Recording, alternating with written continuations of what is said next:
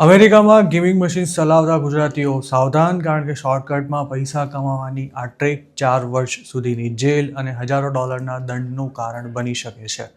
આમ તો સ્ટોર્સ અથવા ગેસ સ્ટેશન્સ ચલાવતા ગુજરાતીઓ ગેમિંગ મશીન્સ દ્વારા તગડી કમાણી કરતા હોય છે, પણ જે સ્ટેટ્સમાં ધંધો ઇલીગલ છે ત્યાં આ 2 નંબરી કમાણી ભારે પડી શકે છે.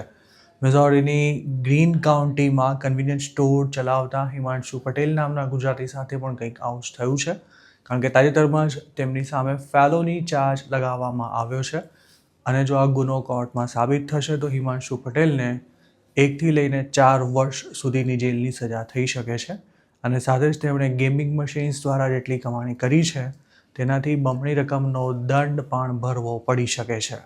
હિમાંશુ પટેલ મિઝોરીમાં બ્રાયરવુડ વન સ્ટોપ નામનો સ્ટોર ચલાવે છે, જેમાંથી તાજેતરમાં જ 12 ઇલીગલ ગેમિંગ મશીન્સ જપ્ત કરવામાં આવ્યા હતા. તેમની સામે નોંધાયેલી ક્રિમિનલ કમ્પ્લેનની કોપી અમારી સાથે યુએસમાં રહેતા એક ગુજરાતીએ શેર કરી છે, જેમાં જણાવ્યા અનુસાર હિમાંશુ પટેલ પર ગેમ્બલિંગને પ્રમોટ કરવા બદલ ક્લાસ ઈ ફેલોની ચાર્જ લગાવવામાં આવ્યો છે. તેમણે માર્ચ 5થી માર્ચ 12 સુધી જાણી જોઈને ઇલીગલ ગેમ્બલિંગ એક્ટિવિટી ચલાવીને તેમાંથી કમાણી કરી હોવાનો આરોપ છે.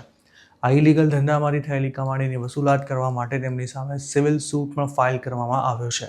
તેમાં જણાવાયું છે કે જે જગ્યા પર આ ગેમિંગ મશીન્સ ચાલતા હતા તેની માલિકી હિમાંશુ પટેલની હોવાથી આ ઇલીગલ એક્ટિવિટીથી તેઓ અવગત હતા તેવું માનવાને પૂરતા કારણ છે. ફેલોની ચાર્જ અને આકરા દંડનો સામનો કરી રહેલા હિમાંશુ પટેલના બિઝનેસને પબ્લિક ન્યુસન્સ જાહેર કરવાની પણ કોર્ટ સમક્ષ માંગ કરવામાં આવી છે. તેમજ તેમની સામે ફાઇલ કરવામાં આવેલા સિવિલ સૂટમાં તેમના સ્ટોરને 1 વર્ષ માટે બંધ કરી દેવામાં આવે તેવો મુદ્દો પણ ઉપસ્થિત કરાયો છે. અમેરિકાના જે સ્ટેટ્સમાં ગેમિંગ મશીન લીગલ છે ત્યાં પણ ઇનામની રકમ કેશમાં નથી ચૂકવી શકાતી, પણ મોટાભાગના ગુજરાતીઓ ગ્રાહકોને આકર્ષવા માટે તેમને કેશ પ્રાઇઝ ઓફર કરતા હોય છે. સામાન્ય રીતે ગેમિંગ મશીનની મેટરમાં ફેલોની ચાર્જીસ લગાવવામાં નથી આવતા, પણ જો મામલો ગંભીર હોય તો ગેમ્બલિંગને પ્રમોટ કરવા ઉપરાંત મની લોન્ડરિંગ સહિતના સિરિયસ ચાર્જીસ લગાવાતા હોય છે. આવા કેસમાં જો મિસડિમિનર ચાર્જ લગાવાયો હોય તો $2,000-5,000નો દંડ ભરીને કે પછી 1થી 3 મહિનાની જેલની સજા ભોગવીને છૂટી શકાય છે, પણ ફેલોની ચાર્જમાં ઓછામાં ઓછી 1 વર્ષ સુધીની જેલની સજા ભોગવવી પડી શકે છે. હિમાંશુ પટેલ સામે જે ક્રિમિનલ અને સિવિલ કેસ ફાઇલ કરવામાં આવ્યા છે તેમાં એવી સ્પષ્ટતા નથી કરાઈ કે તેઓ હાલ અમેરિકામાં કયા સ્ટેટસ પર રહે છે.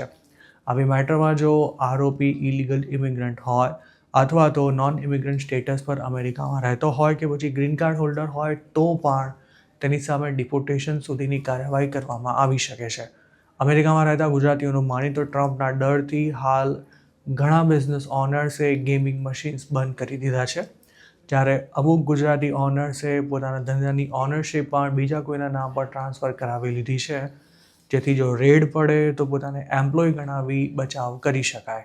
જોકે હાલના દિવસોમાં કોઈ પણ ઇલીગલ એક્ટિવિટી સાથે સંકળાયેલા બિઝનેસ પર રેડ પડે છે ત્યારે ઓનરની સાથે એમ્પ્લોયને પણ એટલો જ જવાબદાર માનવામાં આવે છે અને તેની પાસે જો સ્ટેટસ ન હોય તો તેનું જેલમાંથી છૂટવું પણ મુશ્કેલ બની શકે છે.